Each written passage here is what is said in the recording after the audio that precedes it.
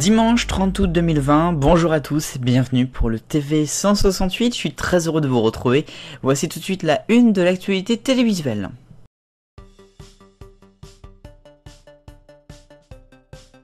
À la une du TV 168, bonne rentrée à tous. Et qui dit rentrée, dit forcément nouvelles émissions pour la télévision. Alors on commence, on va faire TF1 d'abord, qui va nous proposer des prime time qui seront de retour pour le mois de septembre, comme par exemple Masked Singer.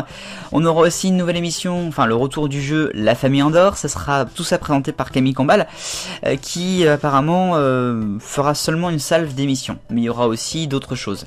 Et puis il va présenter un prime time événementiel qui arrive peut-être plus en fin de saison, où il va s'incruster sur des tournages de programmes ou encore de séries.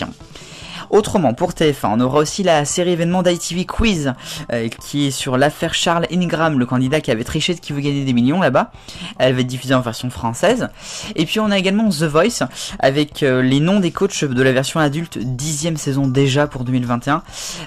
Ils ont été confirmés les noms, on a donc toujours Amel Bent et Marc Lavoine. Et puis on a également le retour de Florent Pagny et l'arrivée de Vianney, qui avait refusé déjà pas mal de fois et qui maintenant va y aller. Bon. Dans l'actualité, on va parler de France Télévisions maintenant, une rentrée en demi-teinte, puisqu'ils vont faire à la fois une rentrée maintenant et une rentrée en janvier. Ils ont étalé ça à cause de la crise sanitaire.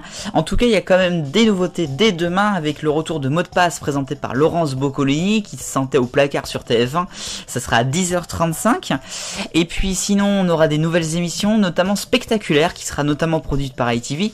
C'est un petit peu un plus grand cabaret du monde, un peu plus élitiste peut-être, où on verra des numéros, ce genre de choses, et puis il faudra voter avec les téléspectateurs pour le numéro le plus spectaculaire. Et bien oui, qui va l'animer? Ça sera Jean-Marc Généreux.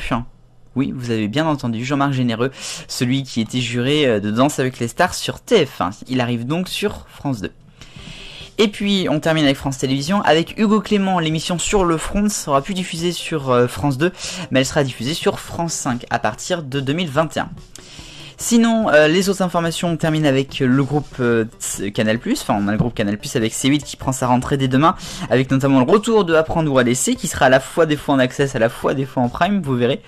Et puis le groupe M6, je termine avec eux, qui va nous proposer notamment L'amour est dans le pré dans 2 semaines, et puis le reste de ces émissions qui vont revenir tranquillement, si on peut le dire. Il n'y aura pas pour l'instant de meilleure boulangerie ni d'objectif Top Chef.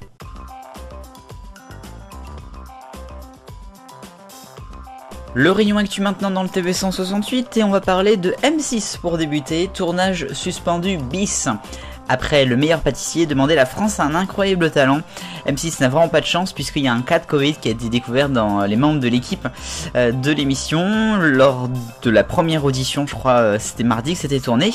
Et apparemment ce serait même dans le jury entre Eric Antoine, Maria James, Sugar Sammy ou encore Hélène Ségara. Bon courage. Hommage à Micheline Banzel-Laughton. Vous ne la connaissez peut-être pas de nom, mais c'était la partenaire de la célèbre et la cultissime Maïté dans La cuisine des mousquetaires sur FR3 puis France 3 dans les années 80 et 90. Mais c'est également une des cofondatrices de France Musique. Elle avait notamment participé en tant que productrice à plein d'émissions, comme par exemple 3 jours avec. C'est donc à l'âge de 97 ans qu'elle s'est éteinte. Comme d'habitude, pensez à sa famille et à ses proches. Et puis alors on va spéculer, c'est quelque chose que je n'ai pas d'officiel, attention, je ne dis pas quelque chose d'officiel, mais Bruno Guillon sur Fun Radio lundi va annoncer une grosse surprise. Et à mon avis, il y a un lien fort avec la télévision et avec W9, peut-être un prime spécial, peut-être une émission spéciale diffusée sur W9 également, et peut-être une diffusion tous les matins, ça, il y a peu de chance, mais enfin on sait jamais. Soyez là lundi.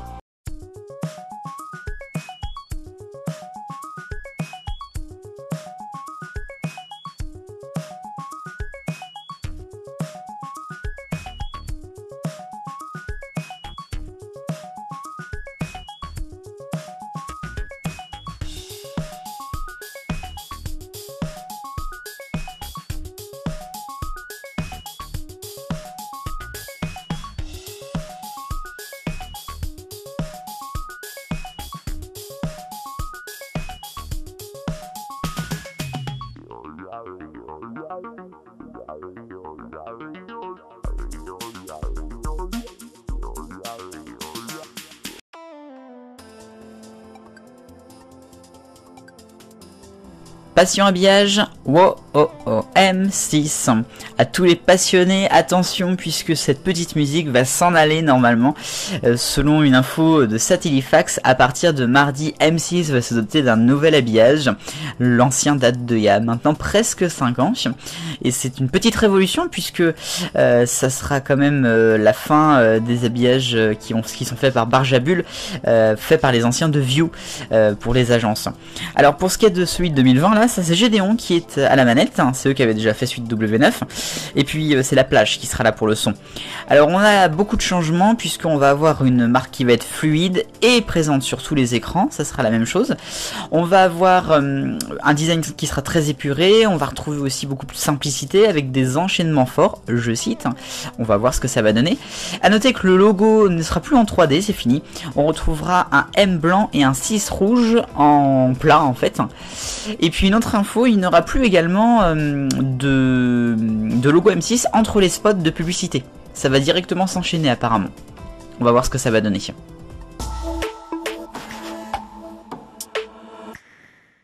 L'instant de la semaine, c'est donc la fin de France O. Dimanche 23 août 2020, la chaîne a tiré sa révérence avec une journée spéciale rétrospective de ses meilleurs documentaires et quelques petits extraits d'émissions qu'on a pu voir, des génériques aussi.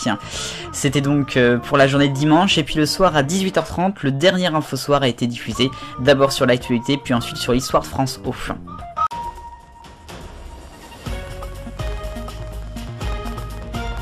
Bonsoir et bienvenue dans le dernier journal de France O, à la une ce dimanche. C'était notre dernier journal. Toutes les équipes de France O vous disent du fond du cœur un grand merci pour votre fidélité. Au revoir. Ensuite un documentaire et quelques concerts, le dernier à l'Olympia en 2019 qui va clôturer l'histoire de la chaîne. A noter qu'à minuit 49 elle va donc rendre l'âme en basculant sur une bande promo de plusieurs minutes qui raconte ce que France Télévisions va faire dans le futur pour l'outre-mer. A noter qu'elle est toujours diffusée actuellement jusqu'à demain. Ensuite le canal 19 deviendra donc un vide sidéral. A noter que la fréquence HD va être récupérée par France Info nationale et les premières en local.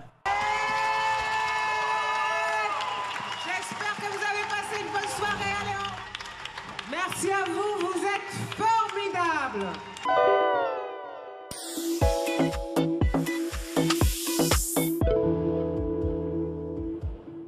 Les Outre-mer ouvrent nos horizons sur France Télévisions. L'aventure continue avec une offre de programmes toujours plus vaste. Un espace inédit dans le paysage audiovisuel français.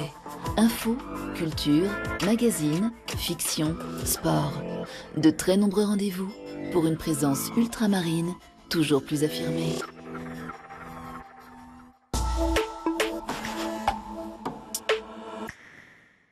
La question 168, 4 ans de France Info, est-ce un succès à la télévision uniquement?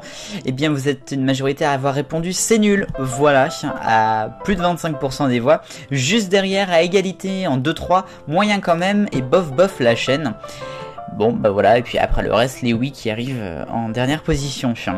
Nouvelle question cette semaine, TF1 doit-elle changer d'habillage alors que donc M6 va le faire mardi? Vous pouvez voter, le lien est dans la description, merci à vous.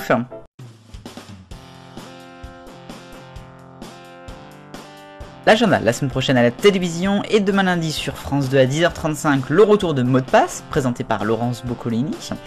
Lundi sur toutes les chaînes, on aura le retour des Access, en inédit ou en direct. Je nomme France 5, C8, W9, TMC ou encore France 4.